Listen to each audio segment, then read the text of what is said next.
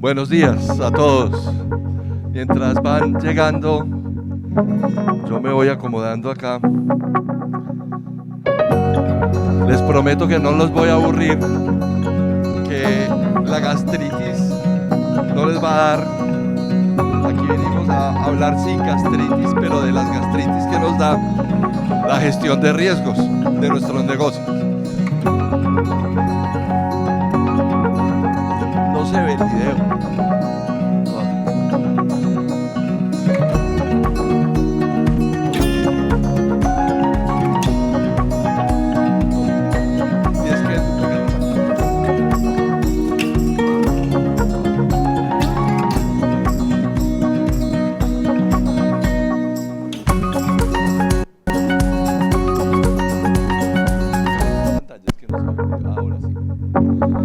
El video es una introducción mientras entra el resto de las personas para que podamos arrancar el tema. Pero en realidad, el video, ya está aquí.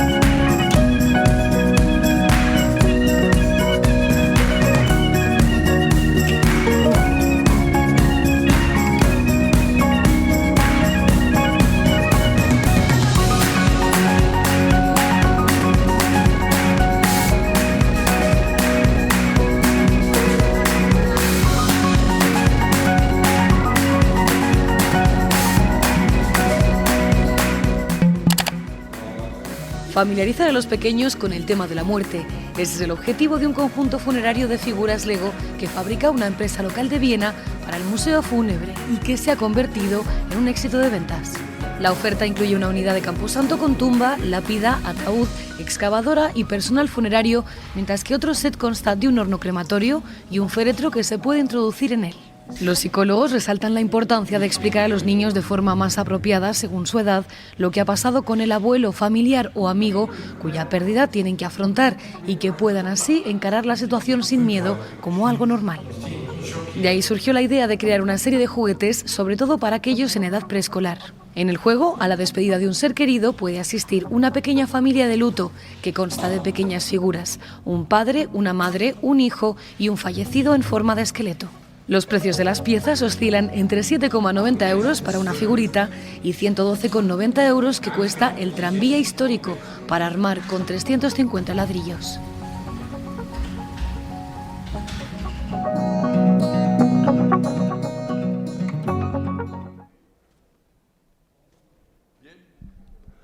Bien, muchísimas gracias. ¿Me pones la presentación, por favor, ya? Perfecto. ¿En modo presentación? No.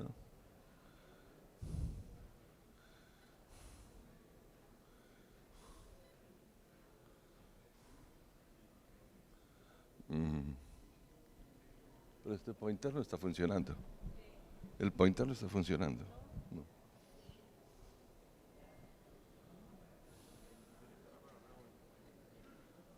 Desde la diapositiva actual, ponla ahí. Desde la diapositiva actual, a la izquierda, a la izquierda, a la izquierda. Ponlo abajo. Aquí abajo. Listo.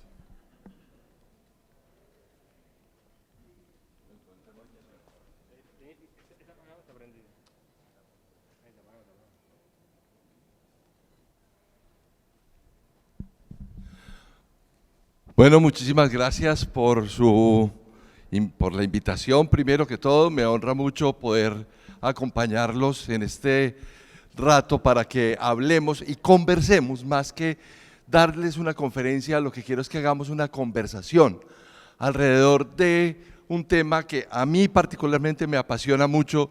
Llevo ya 19 años evangelizando a los empresarios en Colombia de la necesidad de hacer gestión de riesgos como una herramienta para la toma de decisiones. En estos 19 años, cuando nosotros empezamos a hacer nuestro trabajo, cuando le hablamos de gestión de riesgos a la gente, nos decían, eso es seguridad y salud en el trabajo. Otros empresarios nos decían, esos son los seguros. Otros nos decían, eso es lo del riesgo financiero. Y a todos tres nos tocaba decirles no. Yo quiero empezar esta conversación desde el ser, no desde la técnica. Y vamos avanzando en la conversación para que lleguemos luego a la técnica. Entonces quiero compartirles la despedida de mi papá. Mi padre era un ser maravilloso. Todos vamos a morir. Todos aquí somos sujetos económicos de un funeral. Todos. A veces se nos olvida que porque somos nosotros los que hacemos y prestamos el servicio, no vamos a ser nosotros, pero en realidad lo primero que tendríamos que tener en cuenta es que somos nosotros, sujetos económicos, usuarios del servicio. Y para ponernos en los calzados, en los zapatos de nuestro cliente, tendríamos que pensar cómo nos gustaría que nos atendieran a nosotros, aún muertos. La historia empieza así. Mi padre era un hombre maravilloso, químico, biólogo, investigador, y un día cualquiera trabajaba para la industria farmacéutica y paradójicamente un día le dijeron, Luis, tienes cáncer. Entonces para nosotros empezó un viaje. Él era estoico. Los estoicos que profesan una filosofía alrededor del tema del dolor son personas que sienten que todo es natural y que como todo es natural, pues todo tiene que suceder. Entonces que uno no tiene que debatirse entre el gozo y el dolor, sino que todo es natural. Y sobre esa naturaleza, nuestro padre empezó un proceso de despedirse. Duró 2 años ese proceso. Entonces lo primero que quiero ponerles en consideración es que ustedes son el último eslabón de la cadena de salud.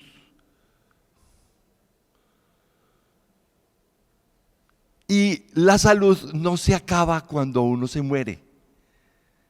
La salud empieza cuando uno se muere. Y mi padre escribió muchas cosas, pero me encomendó a mí, que he visto morir mucha gente. Trabajé 10 años en Naciones Unidas en control de narcóticos. Piensen en eso.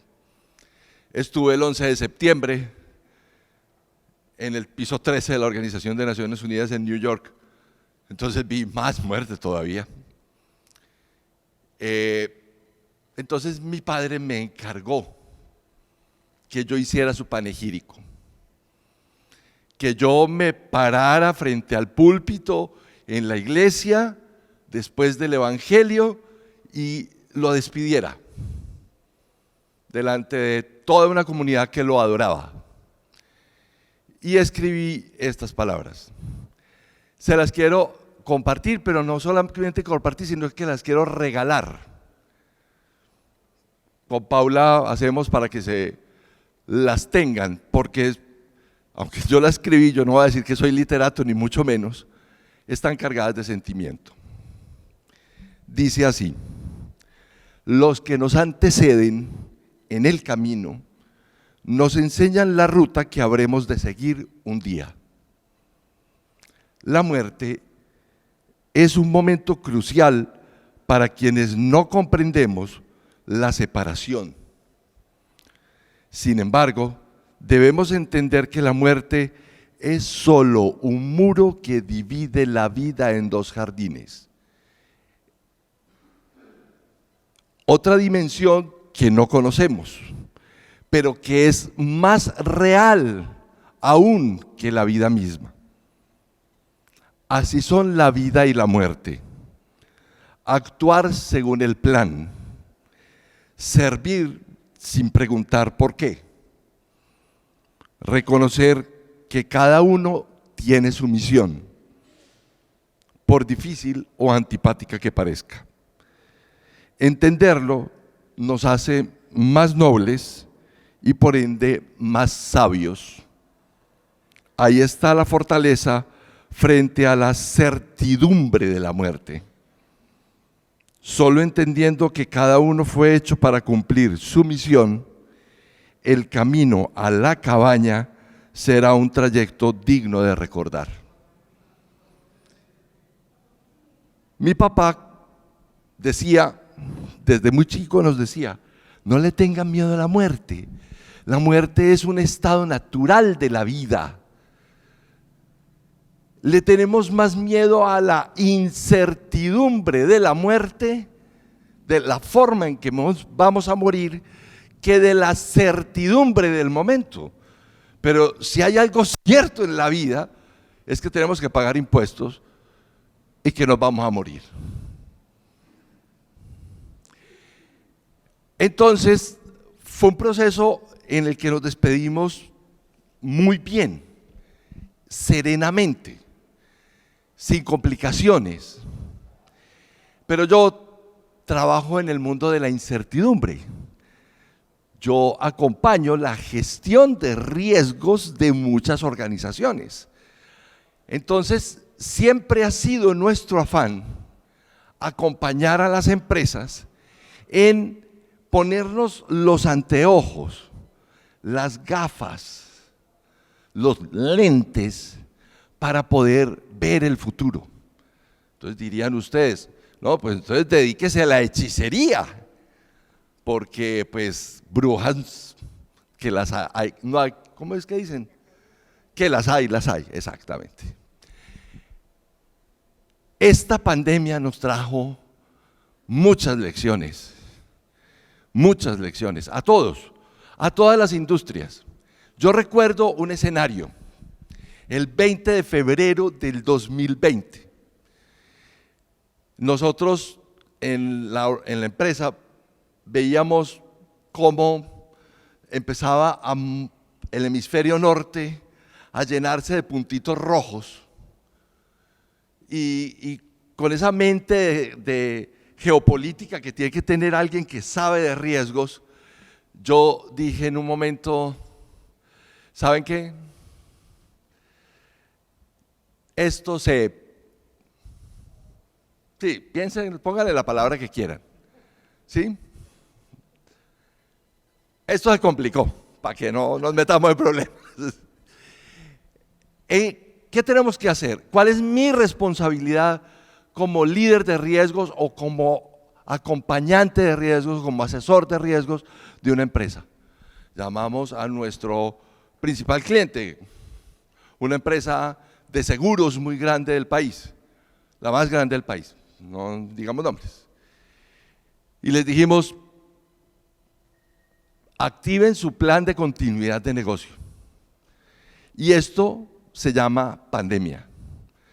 Empiecen a tomar decisiones, y esas decisiones tienen que ver con que van a mandar a sus 7,000 empleados, dentro de 8 días o dentro de 15, los van a tener que mandar para la casa. Porque va a existir una cosa que no conocemos nosotros, que se llama lockdown. En Colombia de pronto teníamos alguna idea de que era, los viejos, mire pues que estoy haciendo así, los viejos. Cuando un presidente mandó a encerrarse a todo el mundo en la casa después de las 6 de la tarde, toque de queda, era lo más parecido que podíamos tener en la mediovisión. Pero ¿por qué les estoy trayendo todos estos elementos? Porque esta pandemia nos enseñó lo frágiles que somos los seres humanos, lo frágiles que son las empresas y lo frágiles que son los sistemas económicos en el mundo. O sea, nada es seguro. Y ahora lo decía Nicolai, estamos en un mundo vulnerable, incierto, complejo, se me olvida la A. Bueno, ambiguo. Yo le adiciono H, hiperconectado. Y me acordaba de las palabras de mi papá y por eso lo traje a este escenario, porque mi papá me decía: hijo, nadie se baña 2 veces en el mismo río, pero el que olvida la historia está condenado a repetirla. Aprende de historia, porque tu trabajo, que es gestión de riesgos, se basa en predecir la historia a partir de la historia misma. Y me acordé de la página 13, tal vez, de un libro de Yuval Harari, se lo recomiendo por si no lo han leído, que se llama Homo Deus. Yuval Harari es un historiador, profesor de historia, doctor en historia, que más que Bill Gates predijo lo que nos iba a pasar y nadie lo escuchó. Nadie habla de Yuval Harari, pero en realidad él dijo: las civilizaciones se han extinguido por 3 motivos básicos. Las pandemias, él no habla de pandemias, habla de pestes. Las pestes, las guerras y las hambrunas. Y es una secuencia lógica.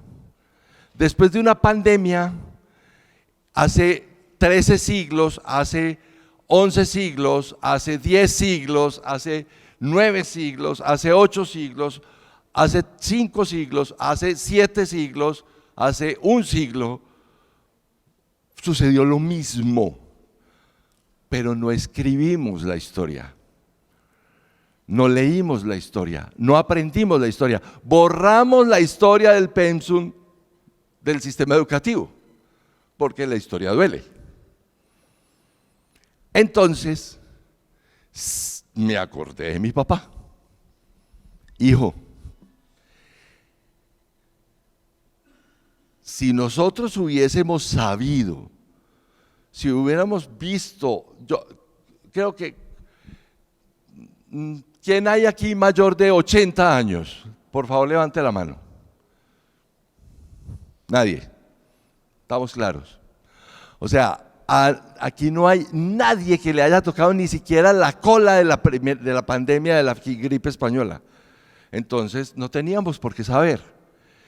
Y dimos del timbo al tambo, íbamos: no, hay que ponerse el tapabocas, no hay que lavarse las manos, hay que desinfectarse los pies, hay que quitarse los zapatos cuando llegues a la casa, te tienes que poner una pijama. O sea, inventamos 20,000 cosas, desesperados para encontrar una solución.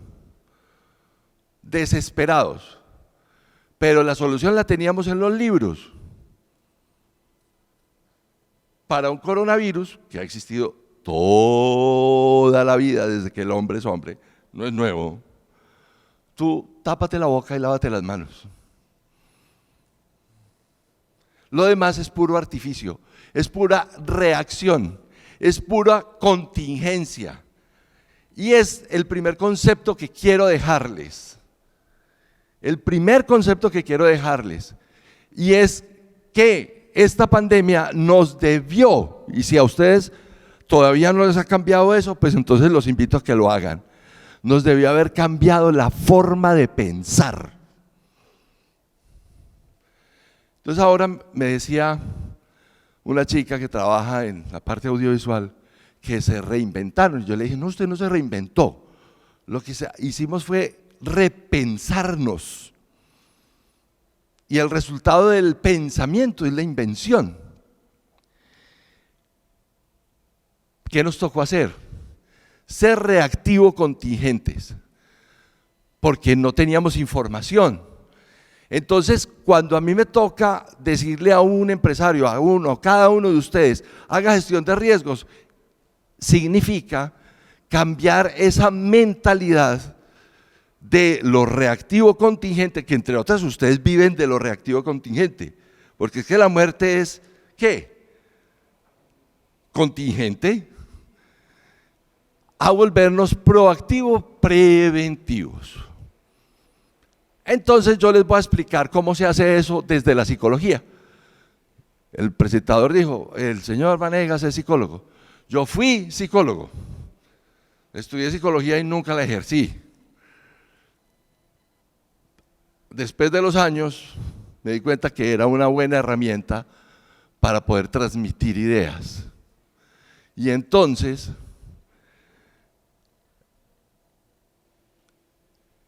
les tengo la curva. ¿Se acuerdan de este gráfico? Lo debieron haber visto en muchos medios de comunicación.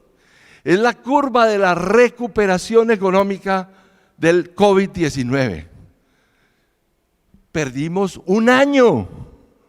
Señores, miren, la línea de tiempo de ahí es un año. Y apenas estamos empezando a recuperarnos.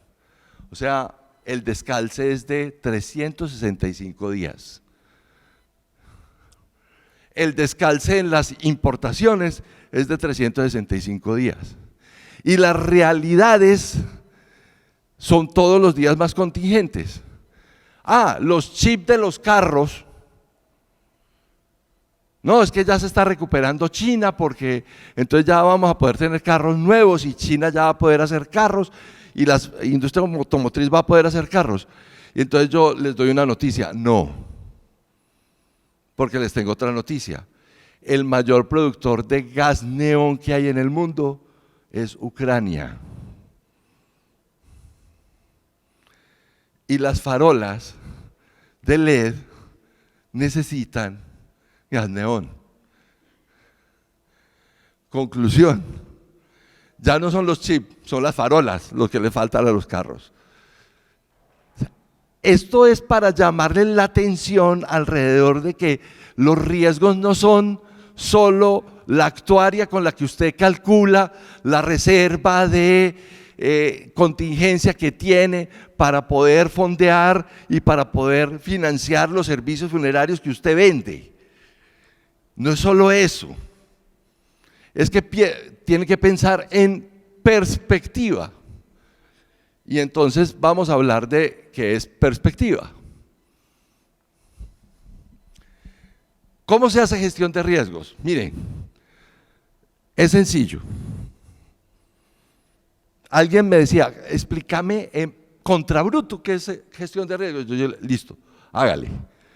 Sin definiciones románticas ni de tablero. Usted tiene un deseo que se llama objetivo. Usted quiere, plantea un objetivo. Usted dice, este año vamos a crecer el 10% en ventas. ¿Cierto? Una meta. Entre que usted haga y diseñe su objetivo, crecer, y logre la meta, 10%, usted piensa en el mundo ideal. ¿Qué es la línea recta o no? Todos queremos la línea recta. A ustedes les dicen, vamos para Cartagena y nadie dijo, yo me voy a pie. ¿Cuántos vinieron en carro? Levante la mano. 1, 2, 3, 4, 5, 6, 7, 8, 9, 10, 11, 12, 13. El resto todos vinieron en avión. Bueno, los que son locales no vinieron en avión. ¿Por qué venimos en avión? Porque es más rápido, porque es directo. De México no se puede venir uno ni a pie ni en carro, ¿cierto? Entonces, es lo mismo, la gestión de riesgos es poner el objetivo acá, tender un hilo recto hasta allá y decir voy a crecer el 10%. Pero eso es utópico. Vuelvo a traer a mi papá. No hay utopías, ¿cierto? No podemos pensar en utopías, hay que mantener el principio de realidad. El principio de realidad dice que toda actividad económica es dinámica. Entonces los riesgos son dinámicos. Entonces, ¿cuántos vieron de jóvenes? Ustedes no cuentan aquí. ¿Cuántos vieron de jóvenes los 10 mandamientos? Levanten la mano. Tan poquitos. ¿Cierto que sí? Yo también. Cuando nos llevaron a cine, que éramos niños, nos llevaron a cine, nos paramos frente a la cartelera del cine y ¿qué veíamos? Unas fotos, ¿cierto? Las vistas, eran unas fotos. Y la foto era Charlton Heston y Elizabeth Taylor recogiendo un niño. Y era Jules Briner con un látigo dándole a una... Y Charlton Heston al frente de barba con una culebra. Me acuerdo de la foto, de túnica roja. Eso era la gestión de riesgos antes de la pandemia. Una película anunciada por fotos fijas. Entonces, muchos de ustedes tienen matrices de riesgos montadas en su empresa. Matrices de riesgos financieros, matrices de riesgos de seguridad y salud en el trabajo, que se llaman ¿cómo es que se llama? De peligros. Ambientales, entonces tienen unas de aspectos, impactos ambientales. Y tenemos que tener la certificación de ISO 14000 ambiental para que vean que nosotros somos responsables ambientalmente. Entonces, meten matrices de... No, ahora habeas data, entonces tenemos matriz de riesgos de habeas data. Y matrices de riesgo. Pero eso son fotos fijas. No son el resultado de ver... Si a usted le dicen hoy, vamos a ver Batman, ¿qué hace usted hoy? Entra a YouTube, ve su mejor periódico en internet y la crónica del mejor columnista crítico de cine y finalmente toma la decisión de verla en Netflix, porque usted dice, yo no voy a pagar $13 o $5 para ir a ver una película mala. Eso me va a dar el mes de Netflix. Porque usted crea criterio, toma decisión a partir de un video. La invitación que les estoy haciendo es a que usen su pensamiento, su cerebro. Eso es la mejor herramienta para manejar riesgos. Y es aprender de historia. Don Luis Fernando, ¿usted cuántos años lleva en el sector? 50 años. Es un libro de historia. ¿Cuántos años lleva usted en el sector? Sí, es un libro de historia. Y todos lo reconocemos. Y eso lo tenemos que aprender, lo tenemos que sistematizar y lo tenemos que procesar para convertirlo en ¿qué? En fotos. A don Luis Fernando no lo podemos poner en fotos, ni vamos a llenar de fotos la aplicación que nos trajo Nicolai ahorita. ¿Cómo se llamaba? Ya no me acuerdo. No, tenemos que armar un video que no se nos olvide y que nos sirva a todas las futuras generaciones de cómo se hace este negocio. Pero el mundo cambió. Entonces, yo tengo que coger la historia y volverla perspectiva. O sea, usar la historia como un elemento para analizar lo que yo hago hoy, para ver la realidad en perspectiva. Entonces yo, cuando hago gestión de riesgos, tengo que ver lo político. Entonces ahora, no me voy a meter en política colombiana, pero estamos viendo un giro dramático de todas nuestras democracias hacia el lado opuesto de donde hace 20 años estaban, para no hablar de lados y no meterme en problemas. Y todos decimos, no, es que tal cosa. No, es una realidad geopolítica, señores. Es la realidad geopolítica de hoy. Y es la siguiente: Europa escaldó, expolió y acabó todos los recursos naturales de Asia y de África durante 500 años. Entonces, nosotros en América Latina somos la única despensa de recursos naturales y de commodities para los próximos 500 años de la humanidad. Es más que natural que los chinos, y más que natural que los árabes, y más que natural que los rusos y los gringos quieran y tengan un pulso por nosotros. Es que hay que ver las cosas mucho más allá de la simple contingencia cercana. Tengo que ver lo económico, y entonces cuando yo veo lo económico, no solamente debo pensar en lo financiero, aunque ustedes hoy reconocen y lo saben, que tienen que revisar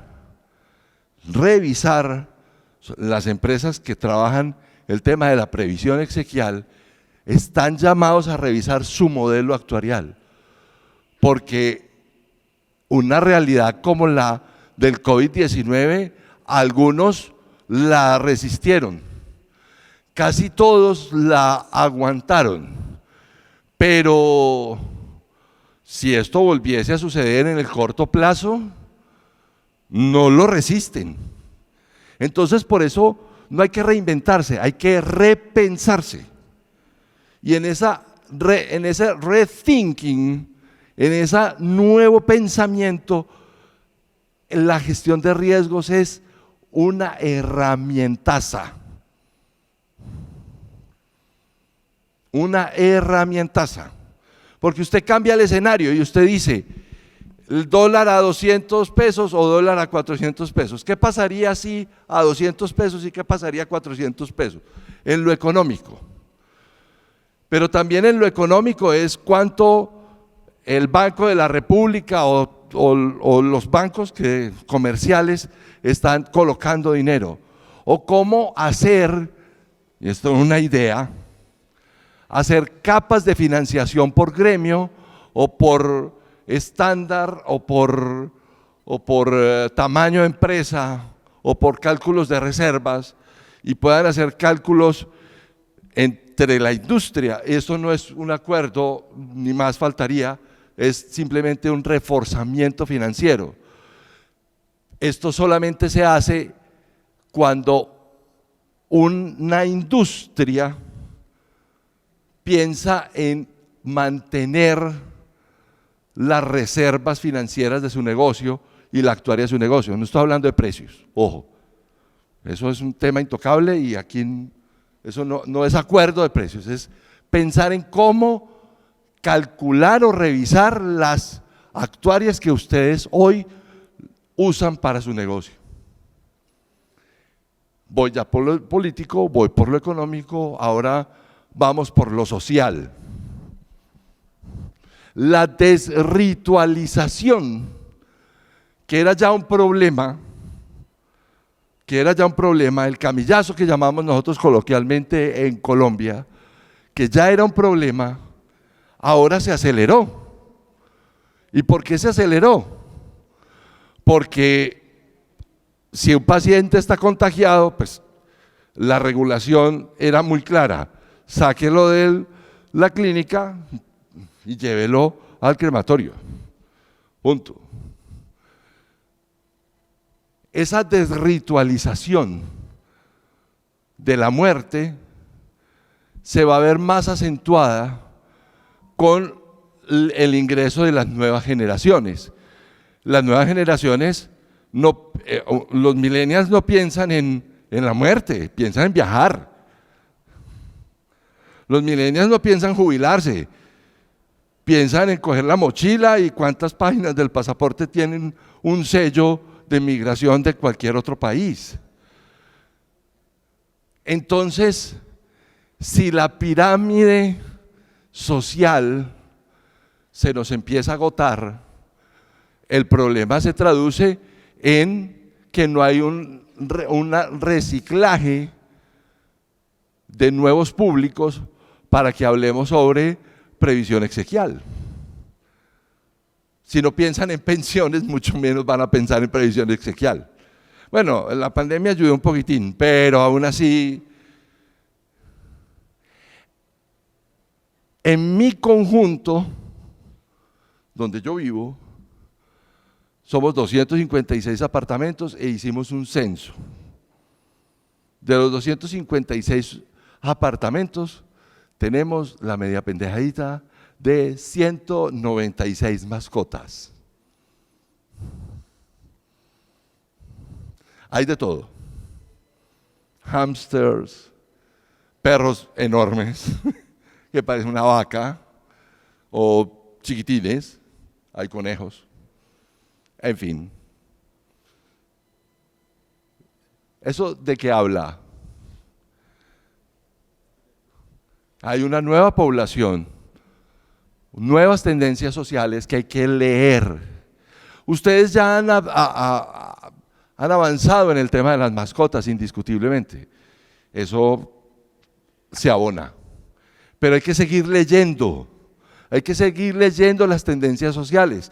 Lo que nos dijo temprano Nicolai es cierto. O sea, piensen en un homenaje, hacerle un homenaje. Yo vuelvo a traer a mi papá. Qué rico poderle hacer un homenaje a mi papá así. Qué bueno. Y eso, venderlo como un plus, una plusvalía del servicio. Interesante. Atractivo para los millennials. Es que hay que pensarlo, no es loco, hay que pensarlo. Ambiental, ya dije político, ya dije económico, ya dije social, entremos por lo ambiental. Esa necesidad de tener perspectiva ambiental en nuestros negocios, sobre todo los que tienen fuentes fijas, por ejemplo, de emisión, los hornos crematorios, o los que usan elementos químicos, o no pensemos más en el talento humano nuestro que tiene que manipular químicos en los procesos de tanatopraxia. Nosotros mismos que los compramos, los almacenamos, los disponemos. Tenemos que pensar en el agua. Tenemos que ser responsables ambientalmente. Y entonces también es otra perspectiva, parte de la perspectiva.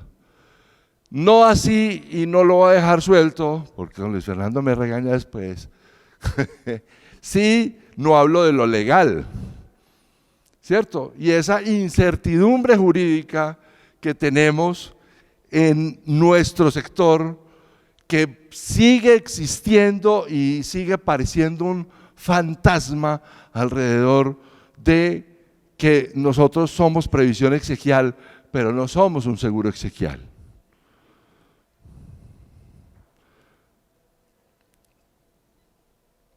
Y entonces, lo legal también hay que tenerlo en cuenta. Y no menos importante, lo tecnológico, la perspectiva tecnológica. ¿Quién de ustedes se había imaginado hacer unas honras fúnebres por Zoom? ¿Quién? Y eso llegó para instalarse, eso llegó para quedarse. Puede que el cuerpo presente se necesite y se siga manejando, pero la transformación tecnológica de nuestros negocios no es solamente virtualización. Ojo, no se confunda virtualización con transformación tecnológica o transformación digital. No es lo mismo. Transformación digital es pensar en todo digitalmente, en un ecosistema digital dentro de la organización. Y yo le decía a un grupo de empresarios hace poco que estamos revisando una caracterización que la ponemos a disposición del gremio, ni más faltaría, una infografía que ahora se las voy a mostrar. Hicimos una caracterización del sector funerario, una caracterización de riesgos del sector funerario. Y en esa caracterización de riesgos del sector funerario que hicimos con FENALCO Antioquia, el gremio de los comerciantes desde Medellín, decíamos, venga, es que tenemos que migrar a lo digital porque es que hoy la identidad de las personas es digital. Hoy tenemos más identidad digital que identidad física. O sea, usted tiene usuario y clave. Empecemos por el usuario y la clave de su cuenta de ahorros. Y siga de ahí para adelante todo lo que quiera. Instagram, Facebook, Twitter, las suscripciones que tienen, Netflix, Apple TV, todo lo que usted, o sea, todo eso es identidad digital. Es un perfil que usted tiene. Y ese perfil que usted tiene hoy lo usa para trabajar y para divertirse y para vivir. Yo les hago una pregunta.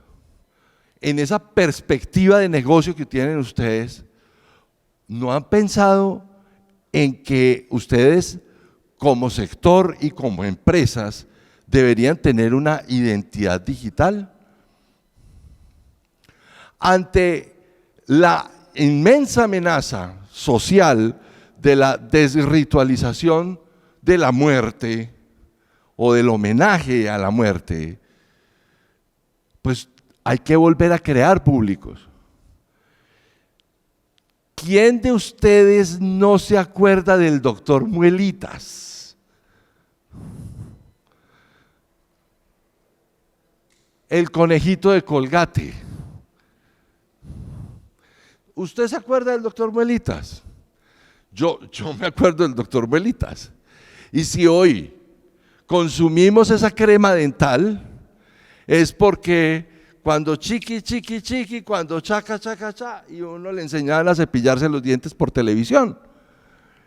Entonces hoy, usted va a comprar un Fluocarden o un Sensodyne y usted dice, ve, dame un Colgate, porque tienen la recordación de marca aquí.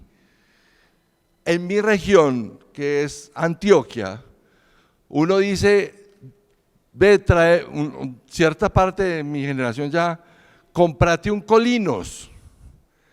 Y ese Colinos puede ser Fluocarden, puede ser Sensodyne, puede ser Oral-B, pero vaya por un Colinos, porque se quedó la marca y usted vaya, compre un Colinos. Yo creo que ya no existe, pero se quedó metido en la mente, el Colinos. El Colombiano es el periódico más famoso de la región, de mi región, de Medellín. Y entonces uno dice, le dice al hijo, hijo, vaya, tráigame el Colombiano, y él sabe que compra El Tiempo, El Espectador, La República, Portafolio y el Colombiano. ¿Cierto? El Colombiano es, o póngale el piso, cuando se inunda, cae lluvia y se inunda, o se orina el perro, tráete el colombiano, así sea el tiempo del espectador, es el colombiano lo que ponemos ahí. Recordación de marca. Yo les hago una reflexión. Muchas cosas se hacen ustedes para tener recordación de marca. Mi casa de campo queda al frente de ese cementerio. La ofrenda, en Pereira. Para mí la ofrenda es un punto geográfico, pero es porque mi casa de campo queda al frente. Me perdonan los de la ofrenda, ¿sí? Los tengo de muy buenos vecinos, pero es un referente geográfico de la región, pero eso no es recordación de marca. No es, o sea, uno tiene que afiliar la marca a un sentimiento, a una voz, a un comportamiento. Les van a hablar de eso ahora, yo no me voy a extender en ese tema porque les van a hablar de ese tema. Hacer gestión de riesgos es ver el pasado para poder entender el futuro a partir del presente, nos lo decía Nicolai ahorita. Entonces, yo hago gestión de riesgos cuando hago prospectiva, visión de futuro, cuando yo anticipo el futuro, cuando con los elementos que tengo del análisis puedo predecir el futuro. Entonces vuelvo a el 20 de febrero del 2020, cuando llamamos a esa aseguradora y le dijimos, active su plan de continuidad de negocio. Y activaron su plan de continuidad de negocio y llamamos a la compañía de cementos más grande, una de las más grandes de América Latina, y le dijimos, active su plan de continuidad de negocio. Y activaron su plan de continuidad de negocio. Y nosotros mismos en mi organización activamos el plan de continuidad de negocio. Pero teníamos información, no era privilegiada, era conocimiento de la historia. Y como pudimos anticiparnos, nos fue mejor. Pero al que le cayó la contingencia y después tuvo que empezar a ver cómo se acomodaba, tuvo que gastar mucho más recursos en esa acomodación, lo cual hizo que sus negocios se resintieran. Retrospectiva es igual a certidumbre, porque yo ya conozco y es cierto. Puede que a mí no me haya pasado nunca una erupción de un volcán. Pues yo creía que a mí nunca me iba, pues decían, vas a ver una erupción de un volcán, y yo, ¿qué será eso? Pues uno lo veía en México, por allá, o en Hawái. Pero en 1985, un estornudito del volcán Nevado del Ruiz mató a 30,000 personas. Un estornudito. O una gripe descuidada en un desierto en México en 2008 se convierte en una epidemia de H1N1. No estoy diciendo que México tenga la culpa del H1N1, no. Pero no debió haberse convertido en una epidemia. Gracias a Dios se contuvo y no se convirtió en pandemia, pero no aprendimos. Y entonces en el 2020 ya sí nos tocó, porque no aprendimos. Esto significa que yo tengo que entender la realidad para poder hacer previsión. Señores, la palabra favorita de ustedes, previsión exequial. Entonces, ¿qué es previsión exequial? El resultado del pensamiento proactivo preventivo y el resultado de hacer gestión de riesgos. Ahora, en esta cadena productiva, en donde tenemos previsión, pompa fúnebre y destino final, y donde concurren muchos actores, pero muchos actores, desde lo que comúnmente llamamos cachilaperos, coloquialmente en Colombia, los que van a la casa de la persona que acaba de fallecer y de la familia para redireccionar el negocio, hasta cofres, urnas, velones. Lo vemos aquí en la sala de exhibición en la feria. O sea, si no fueran parte de la cadena de valor, pues no tendrían un stand en la feria, está absolutamente claro. Entonces, como hacen parte de la cadena de valor, pues dígame, ¿quién aquí vende velas? Levanta la mano el que vende velones aquí. Nadie. Pero tuvieron un problema serio, muy serio, porque no había parafina. Gracias a Dios, tampoco había necesidad de muchas velas, pero donde hubiera habido mucha necesidad de velas, se escasearon. Claro, no había parafina. Es que todo está hiperconectado. Cuando Nicolai nos decía temprano del buca, yo decía, claro, le falta la H, hiperconectado, todo está hiperconectado. Ahora, este es el negocio de ustedes. Él les hablaba de Lian, pues yo se los traigo aquí en Canvas. Este es el negocio de ustedes. El negocio de ustedes tiene una propuesta de valor, que es la prestación de servicios exequiales para humanos y mascotas. Siéntanse como que acaban de llegar donde el médico. Doctor, tengo fiebre, tengo congestión nasal y tengo malestar en el cuerpo. Entonces, ¿usted qué hace? ¿Cuánto dura una gripa con la mamá? 15 días. Y con el médico dura 2 semanas. ¿Cierto? Ok. Entonces, hagan de cuenta que fueron donde el médico, para que el médico les diga de que están enfermos. Entonces, hacer gestión de riesgos no solamente es saber cómo están enfermos, sino cómo recuperarse y cómo volver a vivir en plenitud.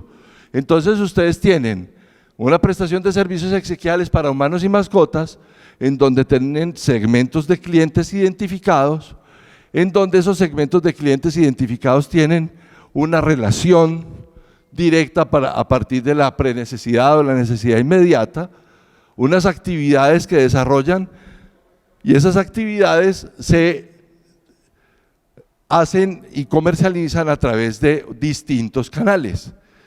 Esos canales necesitan unos recursos claves y entre ustedes mismos tienen asociados de negocio. Gracias a que tienen una cadena de valor muy integrada, esos asociados de negocio hacen parte de su estructura de costos. Y finalmente, son los componentes de su estructura de ingresos. Entonces les quiero hacer una reflexión alrededor de cómo es la composición de su tarifa. No me estoy metiendo en tarifas, ojo, pero es cómo es la composición de su tarifa y cómo en realidad la canibalización de la tarifa no es el problema. El problema es la perfilación del servicio, y nos lo decía Nicolai ahorita, y ahora después van a tener una conferencia sobre reputación y se van a dar cuenta que el problema no es que los servicios exequiales son muy baratos, que vale más una Coca-Cola que la cuota del servicio exequial en una Coca-Cola en una discoteca, no en una tienda, que lo que vale el servicio exequial.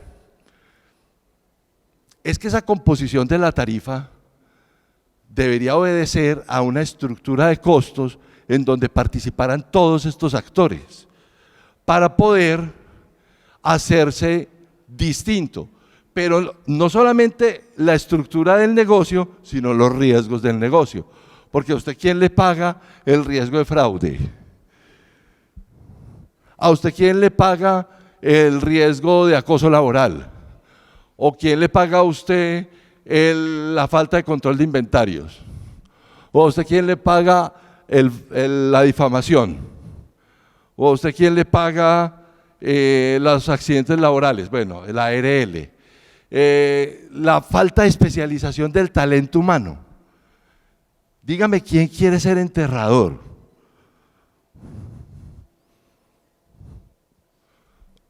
Yo les digo una cosa. Yo no, ni volviéndome a hacer, enterrador, sepulturero, tanatopráctico, esas son actividades exóticas. Para ustedes puede que no, pero para la cadena de talento humano, eso es exótico. No, yo quiero ser programador de códigos en sistemas, no, yo quiero ser guía turístico, no, yo quiero ser azafata. O sea, yo trabajé muchos años, como les digo, con organismos de seguridad y yo sabía y decía esto en las conferencias que le daba a la Policía Nacional en distintos países, en República Dominicana, en México. En esas mismas banderas que hay ahí, daba conferencias en las policías y entonces les decía, miren, yo puede que haya dicho cuando chiquito, yo cuando grande quiero ser policía, pero yo creo que ningún niño en el mundo ha dicho, yo cuando grande quiero ser vigilante. Yo creo que no. Lo mismo pasa en este negocio. Entonces ahí van a tener un cuello de botella en un relativo tiempo en los que pues tienen que volverse ustedes atractivos. Se tienen que volver atractivos para que haya talento humano atractivo y una renovación generacional. Yo veo aquí gente muy joven y me llena de alegría porque cuando hicimos el primer focus, habían 3 jóvenes. Es más, no había sino uno, yo por allá lo estoy viendo de camisa roja. De resto todos eran mayores de 30 y pico de años. Y entonces, esa renovación generacional, ¿dónde va a estar? Ahora, este es el documento, la infografía que con la autorización de FENALCO se las podemos compartir. Esta es una infografía y un documento largo, pero un documento que habla sobre toda la realidad de ustedes, lo político, lo económico, lo social, lo tecnológico, lo ambiental, lo legal, cómo eso genera riesgos estratégicos y cómo esos riesgos estratégicos se materializan en riesgos operativos. Y cómo los riesgos operativos nos dicen, bueno, ¿en qué nos tenemos que ocupar? Ahora, ¿en qué nos tenemos que ocupar? Les quiero traer una estadística fresquita. El gremio de aseguradores en Colombia, que yo sé que para ustedes puede ser el coco, yo hice por allá una pesquisa. Y este es el análisis de penetración de mercado de seguros de hogares en Colombia. En Colombia. Estos datos, la fuente, se las digo de una vez, es Fasecolda. O sea, esto no me lo inventé yo, esto es de Fasecolda, que es la Federación de Aseguradores de Colombia. Y entonces, si ustedes leen bien las cifras, ¿qué conclusión sacan? Quiero escuchar conclusiones para que empecemos la conversación. Cristina.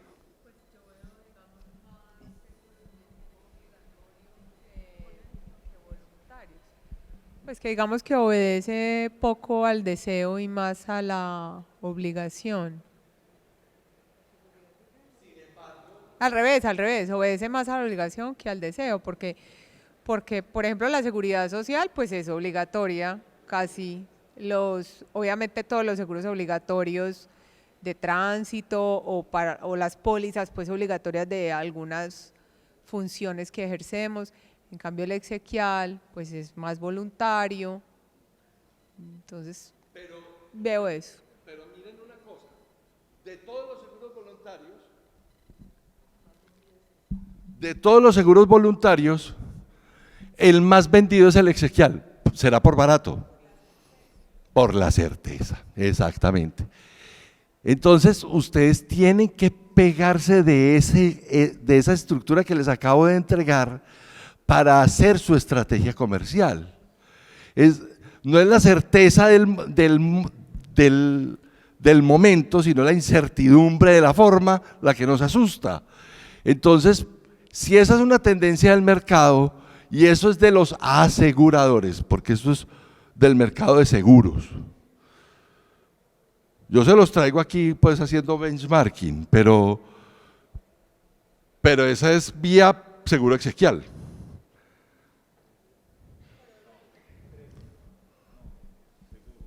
seguro, eso es seguro, seguro. Ahora, decían, ¿cómo hago entonces riesgo operativo en mi empresa? Entonces yo aquí les traigo unas caracterizaciones de riesgo operativo. Riesgo operativo, el primero de los riesgos operativos es cumplimiento. Todo su marco legal es el primero de sus riesgos. Usted se sale para el lado, 2 rayitas para la izquierda o para el frente o para atrás de la ley y se metió en la grande. Se metió en la grande. Entonces hay que hacer gestión de compliance o gestión de cumplimiento. Es la primera vertical del riesgo operativo, la primera. La segunda es el aseguramiento financiero, que es la previsión. O sea, la segunda vertical del riesgo operativo tiene que ser revisar la actuaria. Tiene que revisar la actuaria. La tercera es aseguramiento del entorno del ambiente. ¿Saben por qué? Porque las nuevas generaciones se conquistan por ahí.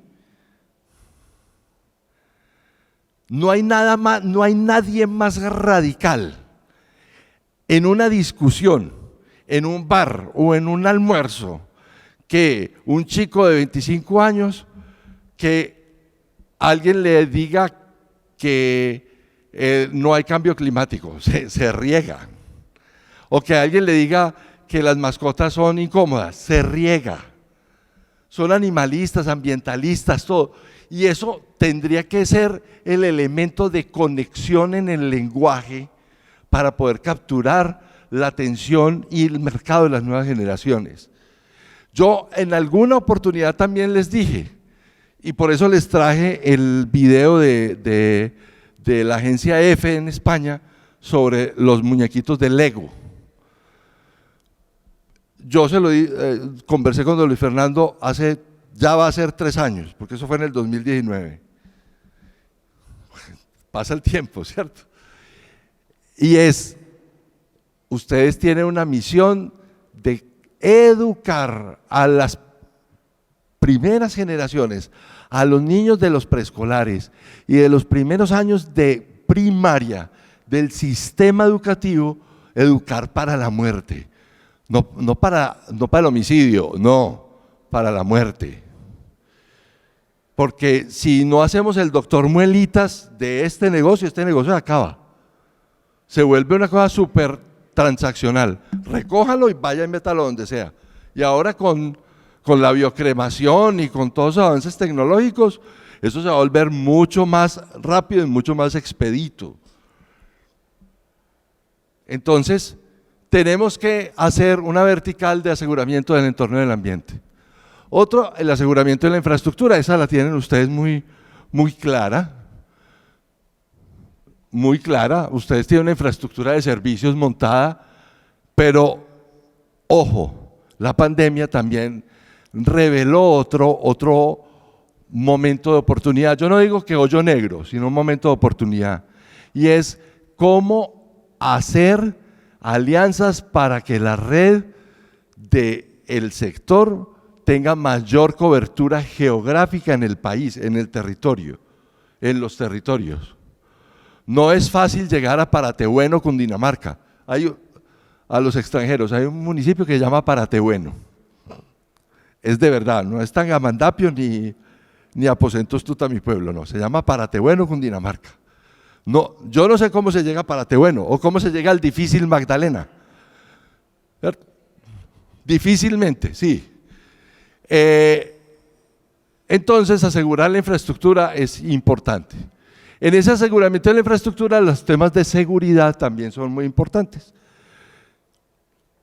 Lo decíamos hace 3 años. Imagínense que usted no tenga un control de accesos para la cocina de la sala de velación. Y entonces cualquiera entra a la cocina de la sala de velación y en venganza del servicio que hay ahí contra la familia del que hay ahí. Esto puede ser una historia así como medio traqueta, que yo me meto en la cabeza. vamos y le echamos arsénico a la cafetera, y cuando estemos sirviendo café en la sala de velación a toda la familia, a los deudos del que están haciéndole las honras fúnebres, acabamos con toda la familia. No, usted pensará que yo tengo una mente muy torcida, pero sí, tiene toda la razón. Pero es posible, o sea, eso son, no les estoy dando ideas, por favor, pero sí es para que sepamos que hay cosas que pueden acabar nuestro negocio, y cosas que son tan simples como la chapa de la puerta de la cocina de una sala de velación.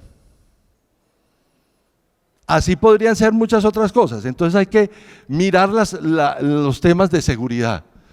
Claro, los laboratorios, en donde hacemos toda la intervención de tanatopraxia, una suplantación. Imaginen una suplantación. ¿Cómo queda uno reputacionalmente con una suplantación? Y ha pasado. Está el aseguramiento de las personas también, porque la seguridad y salud en el trabajo es importante. El aseguramiento de los procesos, porque son los comerciales, el talento humano, la gestión de las tecnologías de la información, las ventas, la operación del servicio. Entonces el aseguramiento de procesos también. Habeas data, no es solamente, el aseguramiento de la información no es solamente tener una política de habeas data,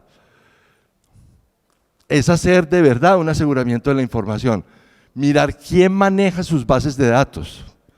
Les voy a contar una historia pequeña.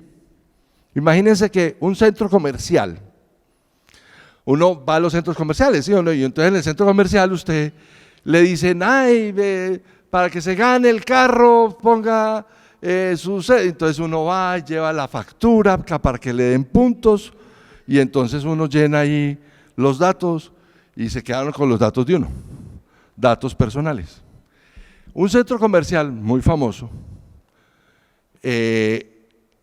pues tiene una agencia de publicidad que le hace todo el tema de marketing, y otra agencia que le hace todo el tema de estrategia, y otra empresa que le hace toda la gestión de TICs, de tecnologías de la información. O sea, no, son 3 empresas distintas. O sea, mi base de datos está allí, allí y allí. Un cierto día, una señora, como Morphy nació en Colombia, no, ni en México, ni en República Dominicana, ni en Chile, nació en Colombia. Morphy nació en Colombia. Una señora abogada, muy prestigiosa, iba a un almacén de cadena a mercar, y entre los productos del mercado compraba pañales para la incontinencia, pañales de adulto. ¿Sí? Hasta ahí no ha pasado nada. Pero esta señora, cada vez que pasaba por el centro comercial, le llegaba una alerta de SMS, mensaje de texto al celular. Hoy, 30% de descuento en sus pañales Tena, tal cosa. Ya dije la marca.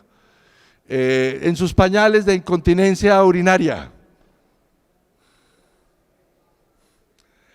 Bueno, la primera vez puede que lo haya visto así como medio jocoso, pero si la señora vive a 6 o 7 cuadras del centro comercial y a la hora del almuerzo volvió y pasó y le volvió a salir la alerta, y cuando iba otra vez para la oficina le volvió a salir la alerta, y cuando iba otra vez para la casa por la noche le volvió a salir la alerta, esa señora, abogada especializada en responsabilidad civil, para más señas, pues, un momentico, venga para acá.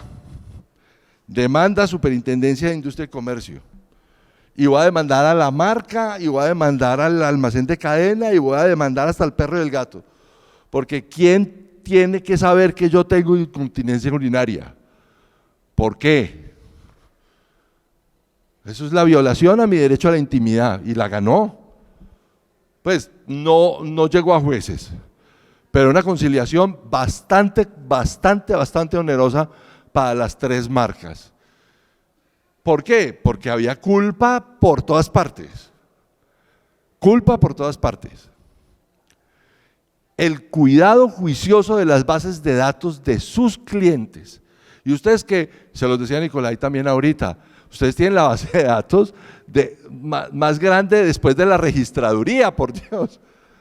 La base de datos de clientes más consolidada, más grande de personas de este país la tiene el sector funerario. El sector salud y el sector funerario. Entonces hay que ser muy juiciosos con ese tema. Ahora bien, cuando me decían que había que hablarles de riesgos operativos, pues también les traje como todos los ISOs, porque todos los ISOs son formas de hacer un camino, pero eso no sirve para nada si usted no tiene conciencia de riesgos. ¿Por qué? Porque hacer riesgo operativo es esto.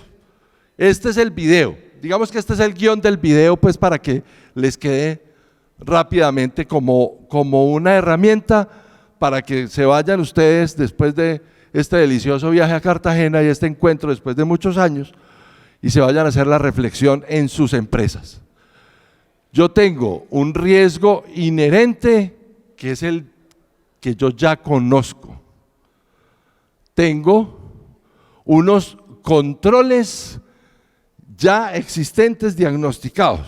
O sea, usted tiene trajes en el laboratorio, usted tiene anaqueles para guardar los químicos, usted tiene alarmas contra incendio, usted tiene vigilantes que cuidan las salas de velación, ustedes tienen, bueno, muchos controles de tesorería, controles de creación de terceros en los ERP, tienen Customer Relationship Management, tienen muchas cosas, controles.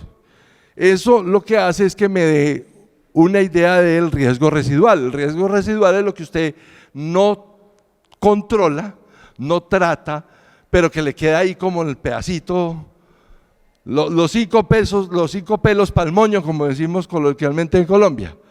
Esos 5 pelos para el moño no son gestión de riesgos tampoco.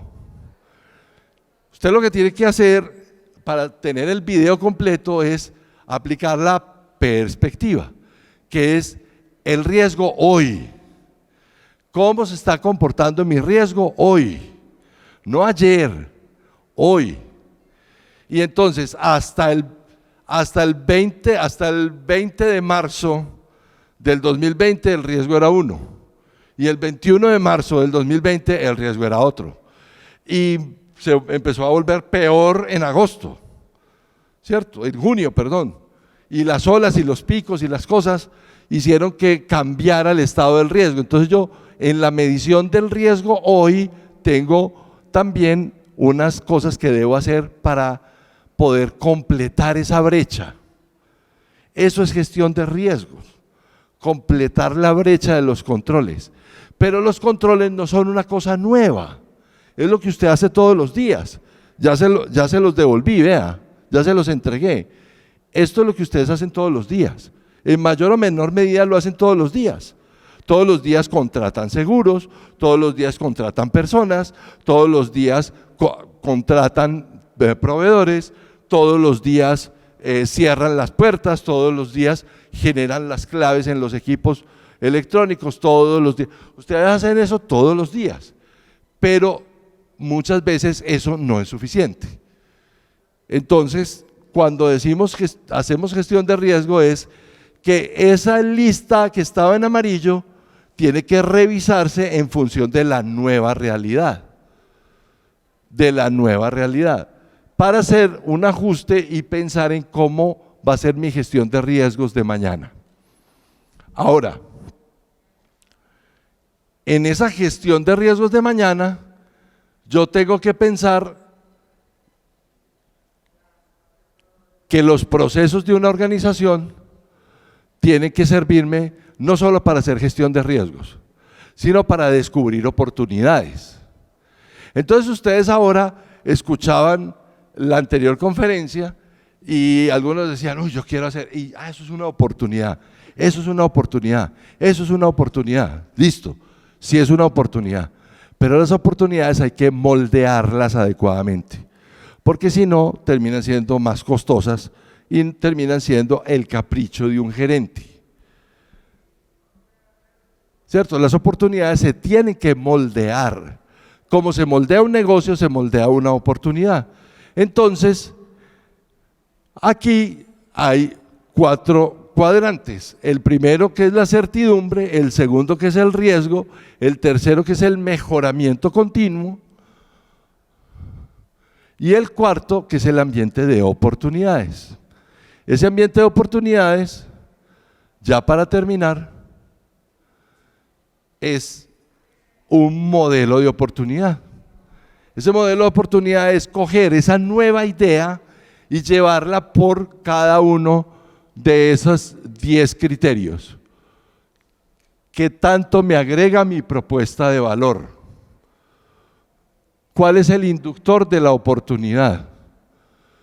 ¿Qué ventajas voy a lograr con esa oportunidad? ¿Dónde se materializa esa oportunidad? ¿En dónde está ese escenario de oportunidad? ¿Quiénes hacen parte de la oportunidad? Las partes interesadas de esa oportunidad. ¿Dónde la aplico? ¿Cuáles son los costos, la estructura y los recursos que necesito para aplicar esa oportunidad? ¿Cuáles son esos costos asociados? Y finalmente, ¿qué beneficios, ahorros o ingresos voy a derivar? Esto es, en términos generales, hacer gestión de riesgos. Es pensar en el modelo de negocio y en el negocio, que son 2 cosas distintas, y es el mensaje que quiero dejarles de último.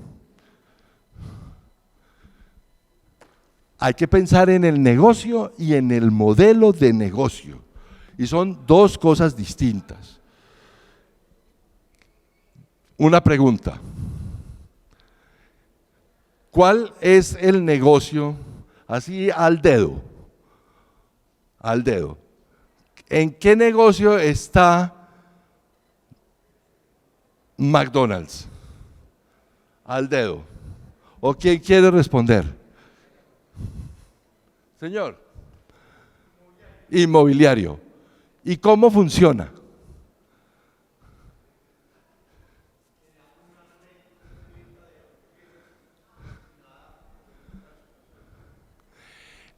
Claro.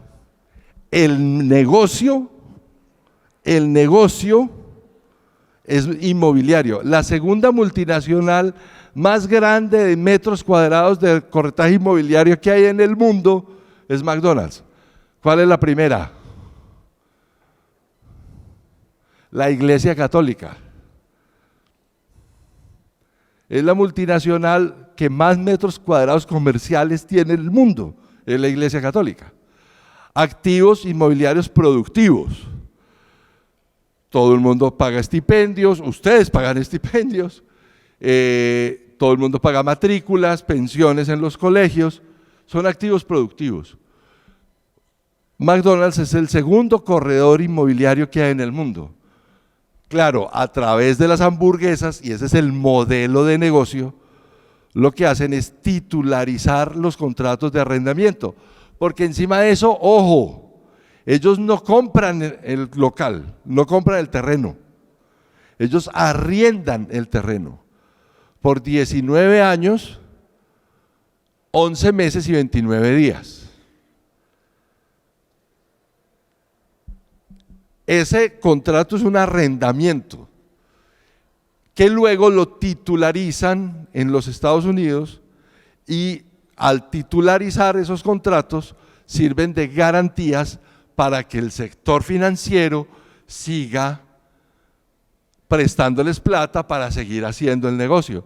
Es un negocio bellísimo, o sea, ahí la carne, las papitas y la lechuga, eso es un residual. Por eso piensen en que su negocio es, una cosa es el negocio y otra cosa es el modelo de negocio. Ustedes lo que tienen que hacer es reforzar el modelo de negocio. Desde la gestión de riesgos nosotros lo vemos así, y ese efecto transformador. Por eso les decía ahora que vinieron donde el médico, y el médico les dijo: ustedes están enfermos de esto. Ya les dije que están enfermos, ahí les dejamos las memorias. Pero más allá del enfermo, lo que nosotros queremos es que ustedes encuentren oportunidades Y en encontrar esas oportunidades implica, desde luego, tener una visión de futuro, construir futuro desde el presente. Por eso les dije, vamos a una charla desde el ser, no desde la técnica. Tenía algo de técnica, sí, pero era desde el ser. Ustedes tienen que reforzar su modelo de negocio. Esa tarifa tan bajita que vale una cerveza en un bar, tiene que elevarse a través del valor agregado. En el mundo de los seguros, cuando usted compra una póliza con una compañía de seguros X, que es un tigre rayado, o usted compra una póliza de seguros con un prócer de la independencia, no me metí en problemas, ¿sí? La diferencia para su carro, vamos a poner el ejemplo solo para su carro. Entonces a usted le dicen, tengo seguro de casco. ¿Qué es seguro de casco? Básico, pelado. A usted nunca le dicen eso. A usted el intermediario de seguro le dice, todo riesgo de daño material y listo, seguro de vehículos. Y le incluye esto y esto. Usted necesita todo eso, a lo mejor no. Pero como es el producto, usted compra el producto. ¿Cierto? Usted compra el producto. Ahora, ese mismo producto que lo tiene un tigre o un prócer de la independencia, es el mismo producto, pero la diferencia es que el del tigre tiene 12 llamados de conductor elegido al año.